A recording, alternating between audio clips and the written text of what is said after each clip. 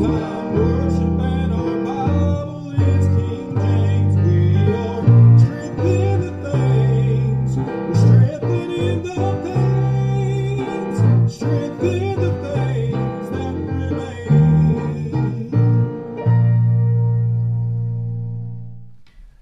Well, welcome into the Strength of the Things That Remain podcast. We're glad that you're here today. Of course, I'm Bradley Boone, your host, and this is Todd McKeon. And today we have with us Brother David Edwards. And we're going to be talking to Brother David here in just a minute about the pastoring in a rural area. But first, we want to talk to you about Escoda Pottery. It's still our only sponsor.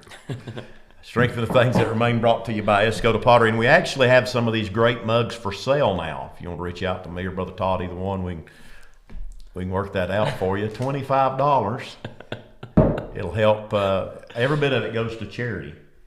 And it's Send an Underprivileged Child to College Fund. And that underprivileged child is my son, Trey. Yeah, so he needs... I was going to say it goes to the Black Rifle Coffee Fund. That's what I know. Yeah, I wish Black Rifle would sponsor us. What do we got to do to get I don't know. Maybe we need to call them. Sponsorship by Black Rifle. All joking aside, many people have asked about the mugs. Yes. And Miss Rachel just made some recently, and she does a wonderful job.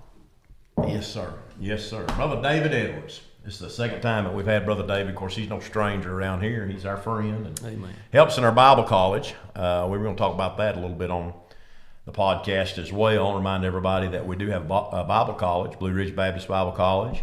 Brother David helps in it, and Brother Todd and myself, as well as Brother Scott Poole. And we'll be starting back here in about third week of August, something like that. Amen.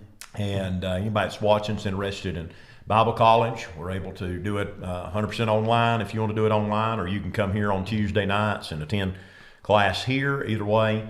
And We have a good time too. yes, yes, I mean, really. yeah. I think it's a spiritual school. Yeah, it's been a time or two. We just go to church. Oh, man. yeah. Oh, yeah. I like it. Brother David is the pastor of the Turkey Cove Baptist Church. Now, if you think that sounds rural, it's because it is. We're rural people. You might not have been able to told that by our high city accents, that we're out in the sticks. You might have thought from our highfalutin way of talking that we were New York people or something. I've been accused of that at times. We're not. We're country bumpkins pretty much. And Brother David, in order to get to his church, it's up an old crooked road. I remember the first time I ever come up there, brother, and I like to kill myself getting out of the van, but that's another story.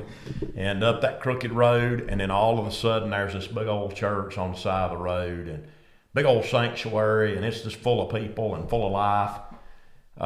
We want to talk a little bit about that. I believe I read somewhere about 90% of churches are in rural areas across America. A lot of what we would consider small works. Even as big as your church is, I think if you're on the grand scale, you'd consider it a small work. Right. Talk to us a little bit about pastoring, the mindset. I guess first off, preacher, and correct me if I'm wrong, when you pastor a church of, let's say, less than 500, you have to invest in people more than some of these guys that pastor churches with thousands. Right. Has to be an individual ministry. Yeah. Tell us about how the church has grown, what you've seen that you've done right, what you've seen that you've done wrong. Let's talk to us a little bit about some of that. I tell you a lot about the wrong. I ain't done much. I feel like I've done much right. I've been there. This year's my 15th year. When I went there, I think I went there. There's 50, 60 people, and the Lord. I can't explain what the Lord did in the first 4 or 5 years, 6 years that I was there. It felt like we were in revival. It felt like a spirit of revival for at least 6, 7 years. And like you said, it was an adjusting period for me and for the people in the community. It was mostly a a community-based church, which I believe a lot of rural churches are. They're community-based, and rightfully so. I think that's the way it should be. There wasn't a lot of people came from outside of our community because it is not an easy place to get to. I think over the years I've heard a lot of excuses, car sickness, and that is a thing. I'm not belittling that one bit, but we've had people come and say, "Preacher, we'd love to keep coming, but our kids just get sick coming up this road." Right. And that's just something you just have to deal with, and other things. And then over the years, I've seen over the years things change, and it seemed like more people from outside the community as the church through those 6 or 7 years. Matter of fact, Brother Todd preached one of the revivals there in the old building that ended up going 2.5 weeks, had several saved, and out of that one revival, the church, by word of mouth, and I can't take credit. My church, our church was vocal about their church, not only in the Turkey Cove community and the Woodlawn community and our community, the community that surrounds our church, but in our county they were vocal. And I think that's key because people beget people. Yeah. Right. And so, did you do something? Did you steer them in that direction? Try to encourage them to be more. I tried to encourage them to invite, and I still do that. Still to this day, try to get them invite.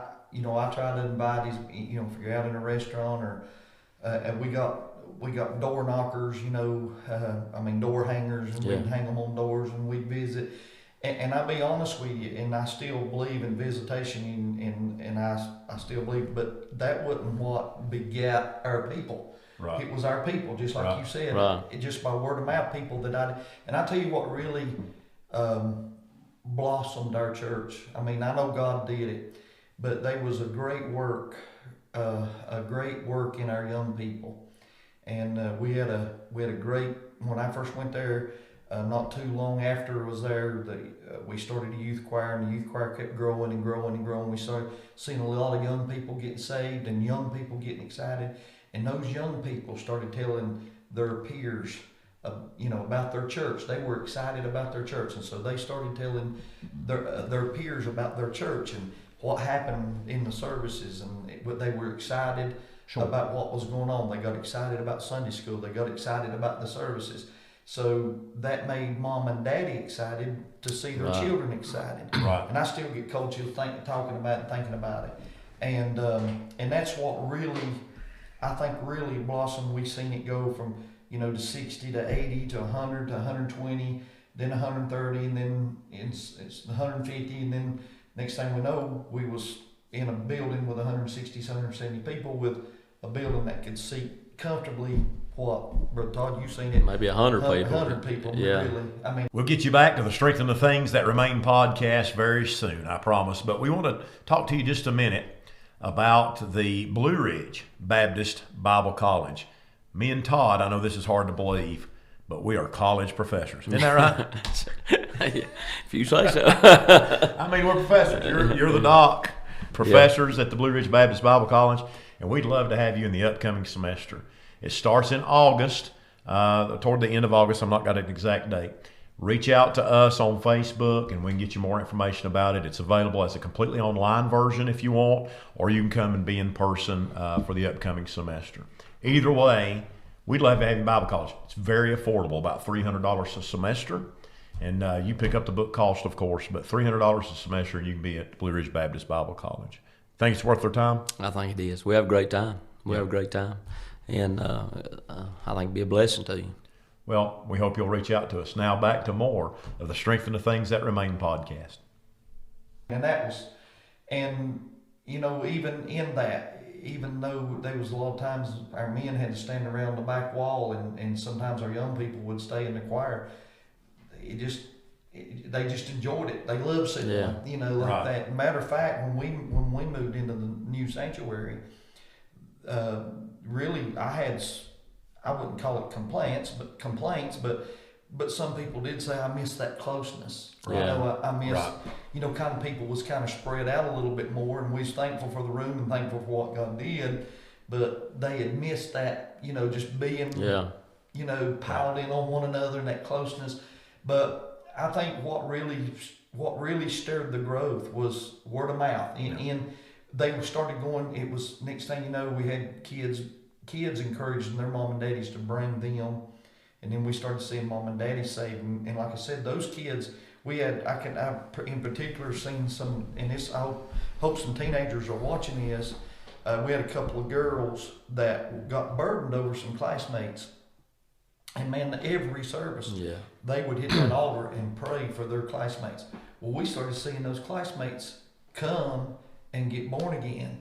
And then their parents come, you know, or their parents come. And it just started, it lit a fire. Yeah. And I would have to say, we went through a time there when we had some division in our youth, and kind of divided there for a while. We went through a little low time of young people.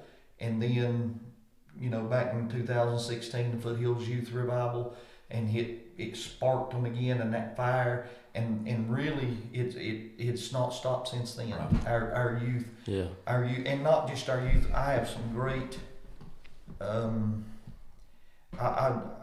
mean, I hear Baptist preachers talk bad about their deacons all the time, but I've had some good men that stayed faithful with me and stood with me, and people, just solid saints that stood with me, and I still do, and I'm thankful for that. I have a good core. Amen.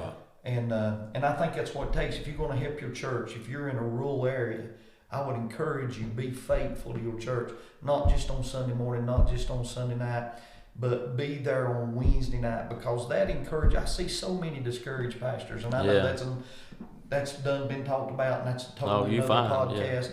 But I see so many, especially in these rural areas, I see so many churches, so many pastors in these rural areas that are discouraged because, you know, they'll go in on Sunday morning, and they'll have a pretty good crowd on Sunday morning, and then Sunday night, a quarter of that sometimes comes back, and then and matter of fact, I'm not ashamed to tell you, we're going through that right now. Since Corona, since the pandemic, changed everything. It changed everything. You know, preacher.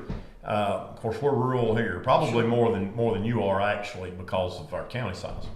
Maybe not mileage outside of town, but county size. I've tried everything in the world. Want to grow church, and we've grown. God's blessed us. We're I don't know how many times bigger than we were when I started, because we only had 8. So if you only got 8, it don't take much to double in size. But I bought books. I won't drop any names here. Books by people that are watching and listening to this podcast. They know books by people they probably never heard of before. Just trying to. But you know what I've found? All them church growth books, all that. Start a bus route. Go knock every door on the city block. Start a block campaign that doesn't work out here. And I'm not saying buses don't work. I'm just saying for me personally, we've tried it 4 or 5 times to start a bus, and it's just we've done it. That's what that whole what I was telling about, that visitation program, the door hangers and all that, and we canvassed our whole neighborhood. I mean, in the North Cove area, our whole the neighborhoods surrounding us, and and we tried a van route, and we pick up 2 or 3 here. Mm-hmm. But in our county, we have a large Baptist church that has a thriving bus route. Right. So it's hard to get and I'm not jealous of one bit. I'm glad they get those youngins there. I'm thankful. And I'm not against bus routes, and I know there'll be people watching and say, "Well, I lived in a rural area, and if it hadn't been for the bus route, I'd never went to church." I understand that. I'm just saying for us. It just never has worked. I think it works in some communities, and some communities it doesn't. Right. In our community, that bus route, they work it so good, and I believe, just like what I was talking about, our kids inviting their peers, I think that's what happens with those bus kids. The bus kids invite Right. other bus Yeah, kids, and, yeah. and I think it works great. Yeah. And I wish we could, but it just hasn't worked for us. Right. We tried and tried and tried, and it just, You know, one thing you said that was interesting, that it is hard to do anything without good help. it is. You know, It and you know, is. you're talking about you got good men around you. I know, Good ladies. yeah, too. good ladies, Yeah. but I know men that pastor churches, and really they're trying to pull the whole load. can't. They're trying to do it all, and it's just you can't. You just can't. No matter how hard you try, you've got to have somebody to help pull that net, to help carry the load and do the work. And I think that's key. Yeah. And he's talking about your young people. And I remember that revival back there and how God began to bless and move. And if I'm remembering right, you didn't have a lot of programs to reach young people. It was just Bible preaching and worship. And you know what I'm saying? And people just got hungry for God. Matter of fact, there's one lady asked me. She said she came and she visited our church a few times, and she said, "Well," she said, "I know what you do on Sunday morning. You know, I've been here on Sunday morning." She said, "What you do on Sunday night?" And I said, "We preach." And she said, "What do you do with the kids?" I said, "I preach to them." She said, "Well, what do you do on Wednesday night?" I said, "I preach. We pray and I preach." And she said, "Well, that's too much preaching." And unfortunately, that's a lot. And I'm going to say something else too. I know there's probably some young preachers Yeah. listening. My young preachers has been a blessing Yeah. to this pastor. Yeah. Young preacher, you can be a blessing or you can be a hindrance to your Absolutely. pastor and to your church. Absolutely. And I'll tell you something, I don't have I do have other young preachers come in, but when I'm gone now, I've got young preachers now in the church that I don't fear a bit, that I know won't hurt me while I'm gone. They're not going to tear down your authority. They're not going. They're not going to say anything stupid. Exactly, and you they're don't not. know what that means Yeah. to me as a pastor. You know, years ago, Brother Ray Aiken, you remember Brother Ray? Yes. I used to always get him to preach for me when I was going on vacation, because at that time I didn't have no young preachers. We got throw a stick here and hit a young preacher every time now, but during that time I didn't have no young preacher. Here's what Brother Ray used to always say about that. I'd call him and he'd say, "Yeah, I'm gonna come." He said, "I don't want to leave just any old rooster in charge of the hen house." Yeah, boy. I can just hear him. Yeah, but my men and the ladies there at the church, I can't say enough about them. I can't. Yeah. It's And you know, don't you think, preacher, you're talking about your young people? What I've found around here, and we got gobs of young people here, and what I've found is that young people like something. Number one, they like something that's real. yeah. They can spot Yeah, fake yeah. a mile away. And the other thing is, they like something that is alive and stirring. That's it. You know, so many churches and so many people now are trying to reach young people by worldly means. You know, they're trying to go to contemporary music and everything, and really everything the world has to offer in order to try to reach young people. But you don't have to do that to reach young people. Right, and when you reach them that way, what have you got? Yeah, and you got to try to keep them that way. Right, yeah, and I mean, I know everybody's not going to think like we think, but I think we're hurting a lot of our young people trying to give them something false. Yeah, Something that's not, and what I've seen, just what you said, they want something that's real. And what I see in young people is, I can't say nothing about nobody else's young people, but, well, I can. I can, from experiencing what we experienced a few weeks ago Right. At youth camp. We had, every night, we had the old men of God. We had Milton Taylor, we had Alan Barker, we had Ron Beatty, we had Rudy Smith.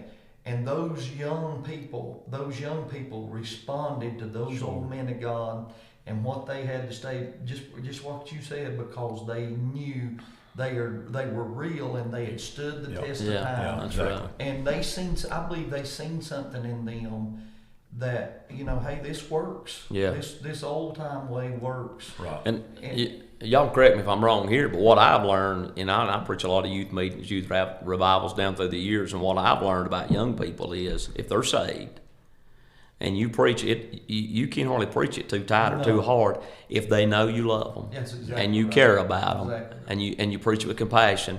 You can't hardly preach it too straight or too hard.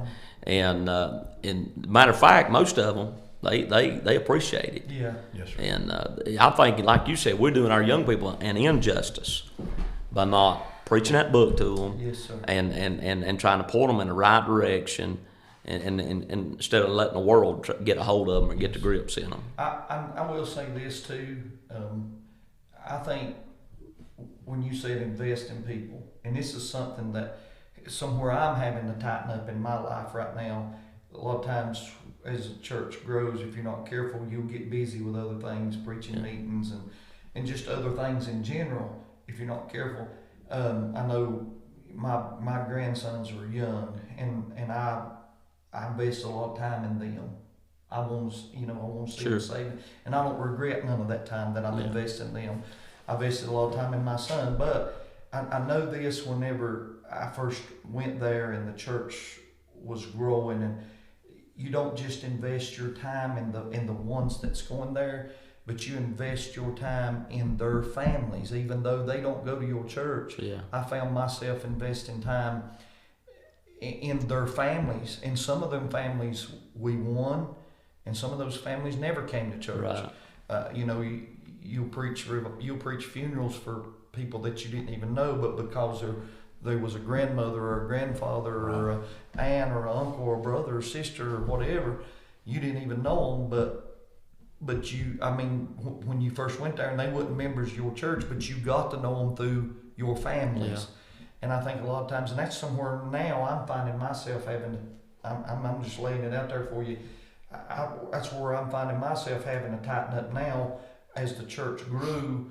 I kind of backed off of that a little bit because it did get kind of overwhelming. And I don't know how y'all feel about this, and I would like to have some comments on this podcast about this. From other pastors, how many people, where is it that a pastor needs an associate? Right. Yeah. Something I've prayed about for 2, 3, 4 years. Right. Right. Where is it there that a pastor needs somebody to, like I said, I've got some young preachers that they'll jump in there and they'll help and they'll do. Right. But a few weeks ago, there's a fellow that comes to church here. He's kind of a quieter kind of fellow. He come up to me after the service and he said, "I need to talk to you." I said, "Okay." We walked up in my office and we sat down. I don't think he'd mind me telling this. He said, "Preacher," he said, "I've been wanting to talk to you now for a few weeks, but," he said, "seem like you ain't got time to talk to me." it hurts. Yeah, I said to him, "I'm sorry. I never meant for it to seem like I don't have time." He said, "Well, just always people around you and everything." And as the church grows, exactly what you said right there, if you're not careful, people particularly that are not real strong, that don't have a real strong personality, they fall through the cracks. Now, I got some people that I'm going to talk to them whether I want to or not every service because they're going to be up talking to me. You see what I'm saying? Right. So I see that in my own. My church ain't big as yours, but I see that in my own. I've always done this. The first church I pastored, it was a small church. Like when I went there was 12 people, and we, that whole story. The church burnt down and building a new sanctuary, and we seen the church grow and seen God do some great things there. But even in that, you still you get cumbered about. Yeah. So to speak, Yeah. if you're not careful. And I've always done this, always after the service went back, and I made it a point to try to address everybody that goes out those doors. And I find that harder now to do it. I still go back there, and I know we're in the, the social distancing and all that stuff. But, and some people, they'll look at me and wave, and I'll wave at. But I think that's important. That they know that you know that they were there. Yeah.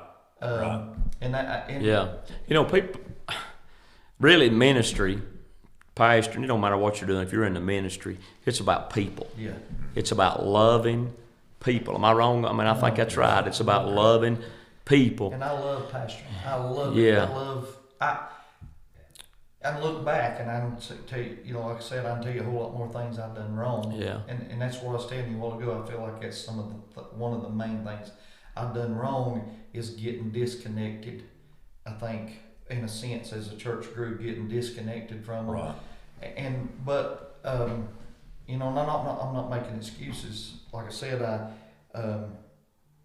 don't regret the time that I invest in my boys and my family. It's like that preacher told you, you preach all over the country. If you ain't careful, you preach all over the country and try to save other people's kids, get other people's kids saved and lose your own if you're not careful. Yeah. And I don't lose my own. But that's it. Love it. I think they got to know. Yeah. What's that old saying? Nobody won't know how much you care. It don't matter don't matter how much you know, do they know how much you care? That's right, and I think that's right. I think that's right too. Sometimes as a pastor, things hurt, people hurt you, and you feel like withdrawing. There's this temptation, and I've been guilty of that. Oh yeah, there's this temptation of, bless goodness, I'll stay in my office until the choir gets up to sing, and then I'll slip in there and sit down on the front pew, preach my message, and go hide until everybody's gone. But we need it. I mean, our people need it, but we need it. Yeah. I was reading a book this last week, and the guy that wrote the book, he said, people that say, well, me and God, that's all I need. I understand the concept. But he said in this book, most people that say that are either ignorant or arrogant, because God places people in our lives to be a help. The Bible says that God, it was not good for man to be alone. Right. God saw it's not good for man, and so He made him a helpmeet. Yeah. And so it's not good for man to be alone. Right. And he don't just need himself. I mean, that's a biblical principle. I feel like that's taught throughout the Word of God. But back to loving people. And when you put yourself out there and you really love on people, you are going to get hurt. Yeah. And the danger that I see, and I've even experienced it in my own life, when you do that and you do get hurt, you have to be careful and guard against getting bitter. Yes. Because it can happen, because people are going to hurt you. Yes. Yeah. Whether it's in pastoring, though, or any aspect of life, you're going to get hurt, really, period, by people. Yeah. And I was telling Brother Bradley this earlier today. We were talking, and the first church, when God began to deal with my heart, and the first church that I went to, we went a few times, maybe 2 or 3 times, I don't know, and probably nobody came and shook my hand. Nobody came and shook my hand. And what I thought was, they don't care if we're here or not. Right. Yeah. They don't care. And I went to another church, and everybody, was so I was acted like they were glad we were there. Right. And when I go to Turkey Cove, it's like that. It seemed like, you can't even get through the end of the sanctuary from a foyer. You've already several people have shaken your hand. You're glad you're here. And that's part of